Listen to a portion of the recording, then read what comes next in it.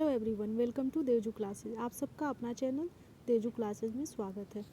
तो आज आप लोग का एग्ज़ाम स्टार्ट हो गया और फर्स्ट शिफ्ट में इंग्लिश और हिंदी का पेपर हुआ। तो उसका आंसर की ऑलरेडी चैनल पर अपलोडेड है, तो आप लोग देख सकते हैं, मिला सकते हैं कितना स्कोर किए। और अभी मैं मैथ का आंसर की लेके आई हूँ। अगर आप इस चैनल पे नए हैं तो इस चैनल को सब्सक्राइब करें और ज़्यादा से ज़्यादा वीडियो को शेयर करें। आपका इसी पे 10th का तैयारी करवाया जाएगा। चलिए हम लोग देखते हैं किस टाइप के क्वेश्चन आए थे। फर्स्ट क्वेश्चन, निम्न में कौन परमीय संख्या है? ठीक है, तो कौन सा परमीय संख्या है? 2 माइनस रूट 5 ये नहीं है। ऑप्शन नंबर बी 2√7/7√7, तो यही है। क्या होगा? रूट सेवन कट गया, देन 2/7, तो ये क्या है? परमीय संख्या। ठीक है, तो 1 का बी। नेक्स्ट क्वेश्चन देखेंगे हम लोग, शून्य क्या है? तो शून्य आपका परमीय संख्या भी है और पूर्ण संख्या भी है, तो इसका क्या हो जाएगा? A and C. ठीक है, A and C. Next question हम लोग देखते हैं, व्हाट इज 0.3 बार बराबर है? तो 0.3 बार किसके बराबर है? 1/3 के बराबर। ठीक है, 0 + 3/9। ठीक है, तो क्या हो जाएगा? 1/3, तो आपका 3 का हो जाएगा ए नंबर। नेक्स्ट क्वेश्चन हम लोग देखते हैं, 1/√2 का परमीयकरण होगा, तो 1/√2 का परमीयकरण क्या हो जाएगा? √2/2, यानी कि ऑप्शन नंबर बी। ठीक है, नेक्स्ट क्वेश्चन देखेंगे, 36 का पावर 1/2 क्या का मान होगा? तो 36 का पावर 1/2 का मान क्या होगा? 6 का स्क्वायर का 1/2। ठीक है, 2 कट गया यानी कि 6, तो 5 का हो जाएगा सी 6। ठीक है, नेक्स्ट क्वेश्चन हम लोग देखते हैं, 2 + √2 × 2 - √2 किसके बराबर है? तो क्या हो जाएगा? a + b × a - b, यानी कि a² - b²। तो 2 का स्क्वायर कर देंगे तो क्या हो जाएगा? 4 माइनस √2 का स्क्वायर 2, यानी कि 4 - 2 तो 2, तो हो जाएगा 6 का ए। नेक्स्ट क्वेश्चन हम लोग देखते हैं, निम्नलिखित में से कौन बहुपद नहीं है? तो इसका क्या हो जाएगा? 7 का डी नंबर। ठीक है, 7 का डी। नेक्स्ट क्वेश्चन देखेंगे हम लोग, निम्नलिखित में से कौन त्रिघाती बहुपद है? ठीक है, तो 8 का क्या हो जाएगा? D number. देखो घात इसमें किसका 3 है, तो इसमें डी नंबर में है x - x पावर क्यूब, तो ये हो जाएगा डी नंबर ऑप्शन। ठीक है, नेक्स्ट क्वेश्चन हम लोग देखते हैं, बहुपद 2 + x² + x में x² का गुणांक है, तो x² का गुणांक यहाँ पे क्या है? 1। ठीक है, तो 9 का बी। नेक्स्ट क्वेश्चन हम लोग देखते हैं, px = 2x + 1 का शून्यक है, तो 2x + 1 का शून्यक क्या हो जाएगा? -1/2। ठीक है, तो 10 का बी नंबर। नेक्स्ट क्वेश्चन हम लोग देखेंगे, 3x² + x + 1 को x - 1 से भाग देने पर शेषफल प्राप्त होगा, तो x - 1 से भाग देने पर शेषफल क्या प्राप्त होगा? 5। ठीक है, ऑप्शन नंबर सी। तो 5, देखिए एक ट्रिक है, जैसे x - 1 से भाग देना है, तो x - 1 = 0, दैट मीन्स x = 1, तो x के जगह पे 1 वैल्यू पुट कर देंगे। ठीक है, 3 1 1 3 × 1 का स्क्वायर + 1 + 1। ठीक है, तो 3 + 1 + 1 यानी कि 5। ठीक है, तो शेषफल क्या बचेगा? 5, 11 का सी। नेक्स्ट क्वेश्चन हम लोग देखेंगे, निम्न में से कौन दो चर वाले रैखिक समीकरण है? तो दो चर वाले रैखिक समीकरण कौन है? 2x + y = 7, यहाँ पे दो चर हैं x एंड y। ठीक है, तो ऑप्शन नंबर डी।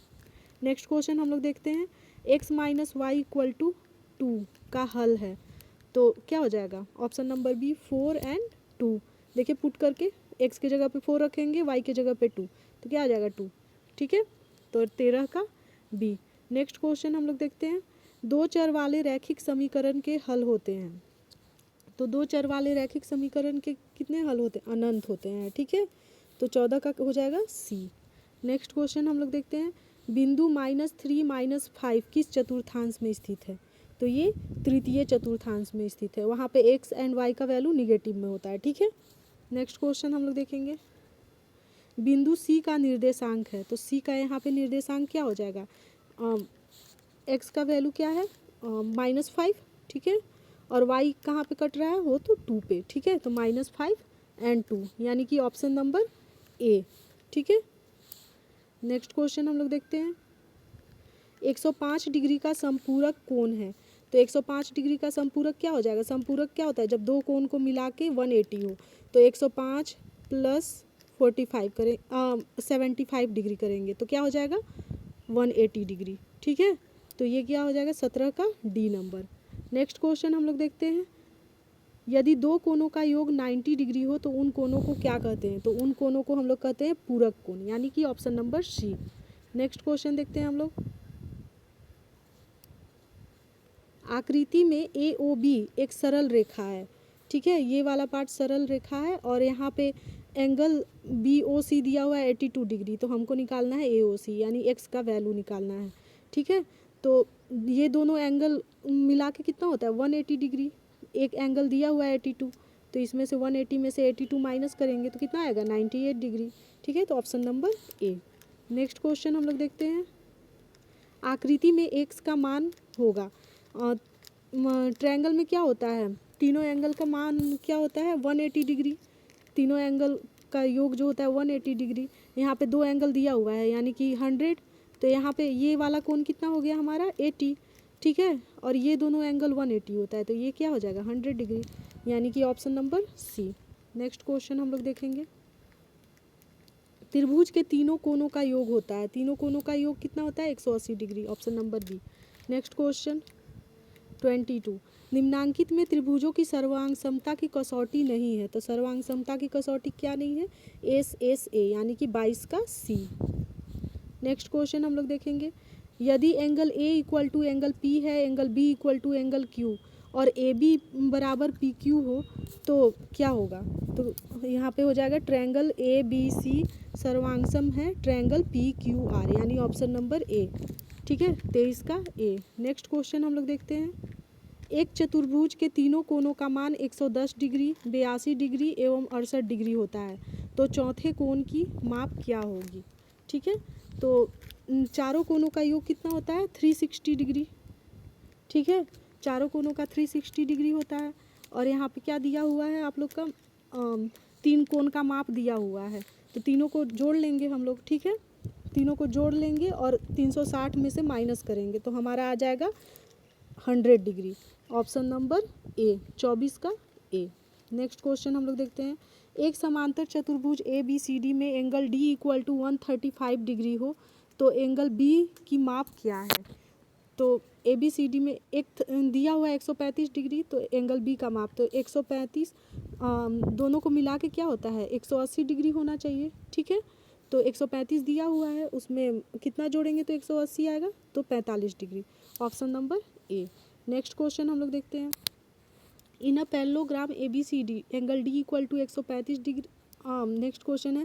समचतुर्भुज के विकर्ण परस्पर होते हैं, तो क्या होते हैं? लंब होते हैं, 26 का सी। 27।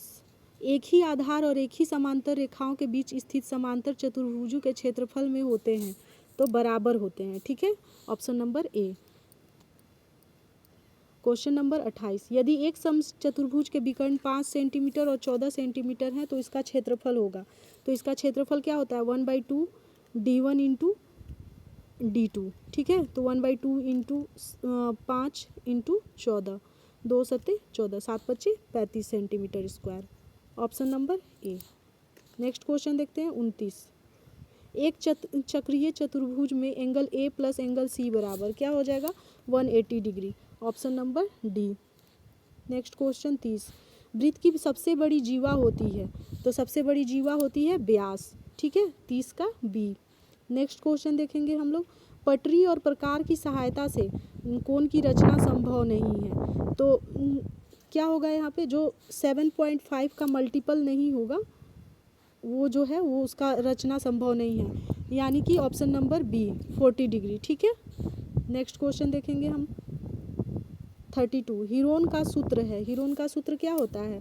ए root under S into S minus A into S minus B into S minus C, that means option number B. ठीक है, नेक्स्ट क्वेश्चन हम लोग देखेंगे एक त्रिभुज की भुजाएं 122 मीटर, 120 मीटर और 22 मीटर हैं, तो उस त्रिभुज का परिमाप क्या होगा? सिंपल है, तीनों को जोड़ लेंगे, ठीक है, तो क्या आ जाएगा हमारा 264 metre, option number C. Next question हम लोग देखते हैं। एक समबाहु बाहु त्रिभुज का परिमाप 60 सेंटीमीटर है, तो उसकी भुजा की लंबाई क्या होगा? तो यहाँ पे एक समबाहु त्रिभुज का परिमाप दिया हुआ है 60 सेंटीमीटर। कोई भी त्रिभुज के तीनों साइड को जोड़ देंगे तो हम लोग का परिमाप निकलता है। यहाँ पे 60 सेंटीमीटर दिया हुआ है, तो 60 को 3 से डिवाइड कर देंगे तो क्या हो जाएगा? 20 सेंटीमीटर, ठीक है, तो ऑप्शन नंबर बी। यहाँ पे समबाहु है यानी कि सभी भुजा बराबर हैं, ठीक है, 34 का बी। नेक्स्ट क्वेश्चन हम लोग देखेंगे। यदि एक घन का कुल पृष्ठीय क्षेत्रफल 96 सेंटीमीटर स्क्वायर है तो घन का आयतन होगा। तो कुल पृष्ठीय क्षेत्रफल यानी कि 6a स्क्वायर इक्वल टू 96, ठीक है, तो a स्क्वायर इक्वल टू क्या हो जाएगा? 16 सेंटीमीटर। a बराबर हो जाएगा 4 सेंटीमीटर और घन का आयतन क्या होता है? a क्यूब, ठीक है, तो 4 का क्यूब निकालेंगे तो क्या आ जाएगा? 64 सेंटीमीटर क्यूब, ठीक है, तो इसका आंसर हो जाएगा option number C, 64 centimetre cube. Next question हम लोग देखते हैं। यदि एक बेलन की त्रिज्या r है और ऊंचाई h है तो उसका वक्र पृष्ठीय क्षेत्रफल होगा। तो इसका वक्र पृष्ठीय क्षेत्रफल क्या हो जाएगा? 2 पाई आर एच, यानी कि option number A. Next question हम लोग देखते हैं। यदि किसी शंकु की ऊंचाई h, त्रिज्या r और तिर्यक ऊंचाई l है तो शंकु का आयतन होगा। शंकु का आयतन क्या हो जाएगा? 1/3 पाई आर स्क्वायर एच, यानी कि option number C. Next question हम लोग देखेंगे। यदि किसी अर्धगोला की त्रिज्या r है तो उसका वक्र पृष्ठीय क्षेत्रफल क्या होगा? तो इसका वक्र पृष्ठीय क्षेत्रफल हो जाएगा 2 पाई आर स्क्वायर, यानी कि option number A. Next question हम लोग देखते हैं। वर्ग अंतराल 10-25 की उच्च सीमा क्या है? तो 10 से 25 की उच्च सीमा क्या हो जाएगी? 25, ठीक है, और 10 क्या रहती है? निम्न सीमा, ठीक है, तो option number B. Next question हम लोग देखेंगे। यदि किसी सिक्के को एक बार उछाला जाता है तो चित आने की प्रायिकता क्या होगी? ठीक है, किसी सिक्का को एक बार उछाला जाता है या तो आएगा हेड या तो आएगा हमारा टेल, ठीक है, तो एक बार हेड आएगा तो यानी कि 1/2, 40 का ए, ठीक है। आई होप आप लोग का एग्ज़ाम अच्छा गया होगा, ठीक है, आप लोग अपना स्कोर कमेंट में बताइएगा और अगर आप इस चैनल पे नए हैं तो इस चैनल को सब्सक्राइब करें। Thank you for watching.